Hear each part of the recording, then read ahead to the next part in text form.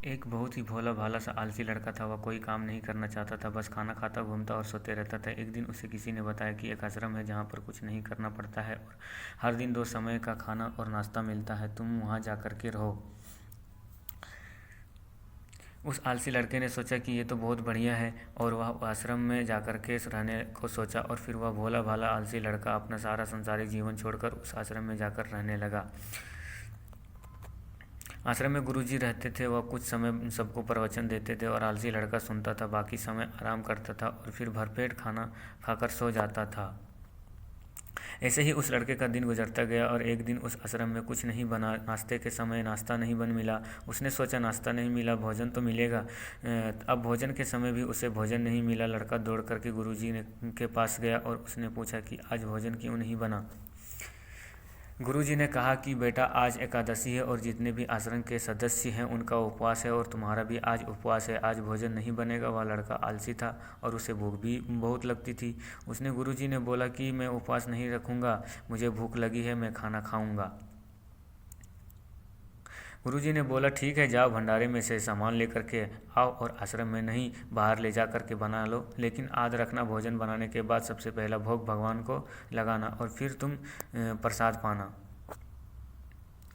वह लड़का बोला ठीक है और फिर अनाज लेकर नदी की ओर पहुंचा। भोजन का पकाने लगा। तैयार हुआ सबके बाद कहने लगा कि भगवान श्री राम आइए, पधारिए, भोग लगाइए। अब जब उसे लगा कि भगवान तो आ ही नहीं रहे हैं, तो फिर कहने लगा कि मुझे मालूम है आपको बहुत अच्छा खाने की आदत है, मैं बना नहीं पाया और मुझे अच्छा भोजन बनाने भी नहीं आता है, लेकिन जो भी रूखा सूखा बना है आकर खा लीजिए।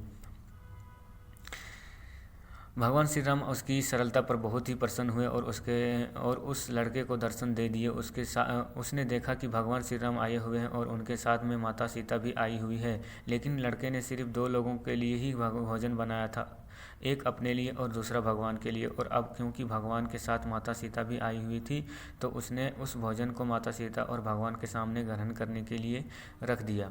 भगवान श्री राम माता सीता ने भोजन किया और उसके बाद जब वह जाने लगे तो वह भोला सा आलसी सा लड़का बोला कि प्रभु आप आइए, दर्शन किए, बहुत अच्छा लगा। मुझे खाने के बहुत कुछ नहीं मिला, लेकिन कोई बात नहीं। लेकिन आपसे एक विनती है कि अगली बार जब आप आएंगे तो कितने लोग आएंगे ये बता दीजिएगा, ताकि मैं उतने लोगों के लिए भोजन बना कर रख सकूं। भगवान की श्री राम मन ही मन मुस्कुराते और फिर अंतर ध्यान हो गए। लड़का आश्रम गया। दिन बीतता गया और फिर एकादशी का दिन आया और इस बार उसने 3-4 लोगों के लिए अनाज लेकर के खाना बनाने के लिए नदी के किनारे पहुंचा और उसने बड़े प्रसन्नता से भोजन बनाया और इंतज़ार करने लगा कि प्रभु आइए और भोग लगाइए। इस बार इस बार लड़का देखता ही भगवान श्री राम पूरा राम दरबार से करके आए हैं, जैसे माता सीता, लक्ष्मण, भारत, हनुमान जी और सभी लोग आए हैं। उसके साथ लड़के ने 3-4 लोगों का भोजन बनाया था और इस बार भी भोजन कम पड़ गया।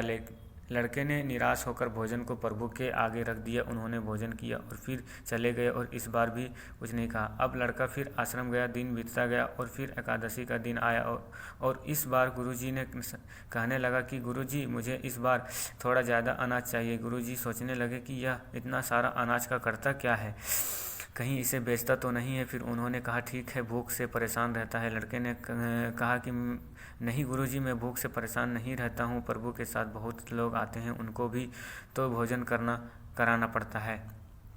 गुरुजी ने को लगा कि लड़का पागल हो गया है, लेकिन गुरुजी ने सोचा कि चलो एक बार चलकर देखते हैं कि लड़का इस अनाज का करता क्या है।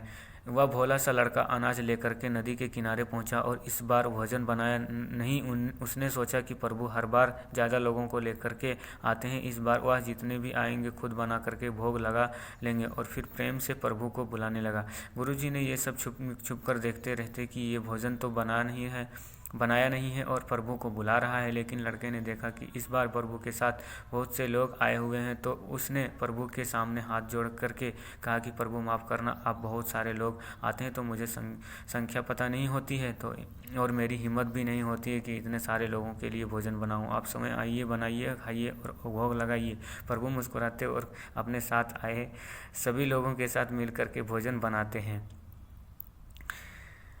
गुरुजी ये सब छुप करके देखते हैं और फिर लड़के के पास आकर कहते हैं कि तुम ये क्या कर रहे हो। लड़का कहता है कि गुरुजी आपको दिख नहीं रहा है कि भगवान श्री राम पधारे चुके हैं, माता सीता आई हुई हैं, हनुमान जी आए हुए हैं और भी सभी लोग आए हुए हैं, भोजन बन रहा है। गुरुजी ने बोला कि पागल हो गया है, मुझे तो कोई दिख नहीं रहा है। लड़का गुस्सा हो गया और बोला प्रभु आप ये क्या कर रहे हो, एक तो मुझे भूखा रखा है और गुरुजी को दर्शन नहीं दे रहे हो, जो मुझे पागल समझ रहे हैं, कृपया करके गुरुजी को दिख जाओ। बोला क्यों नहीं दिख सकते हैं, मेरे गुरुजी तो बहुत महान हैं, बहुत बड़े ज्ञानी और ज्ञाता हैं। भगवान बोला हाँ ज्ञानी है, गाता है होंगे, लेकिन तुम्हारी तरह सरल नहीं है, तो जो सरलता तुम में है वो तुम्हारे गुरुजी में नहीं है। लड़के ने ये बात गुरुजी कह दी कि भगवान श्री राम कह रहे हैं कि आप में सरलता नहीं है, आप मेरी तरह सरल नहीं है, इसलिए आपको नहीं दिख सकते। गुरुजी ने की आंखें नम हो गई और रोने लगे कि और बोले कि बिल्कुल सही कहा, मेरे अंदर तुम्हारे जितना सरलता नहीं है, और फिर माफ़ी मांगने लगे। फिर भगवान गुरुजी को भी दर्शन दिए। ये कहानी में हमें सिखाती है कि जीवन में सरलता सबसे आवश्यक है। जितने सरल बने रहेंगे उतना जीवन में आगे बढ़ते चले जाएंगे। जब आप सरल होते हैं तो आप खुद भी मुस्कुराते हैं और दूसरों को भी मुस्कुराने की वजह देते हैं। धन्यवाद।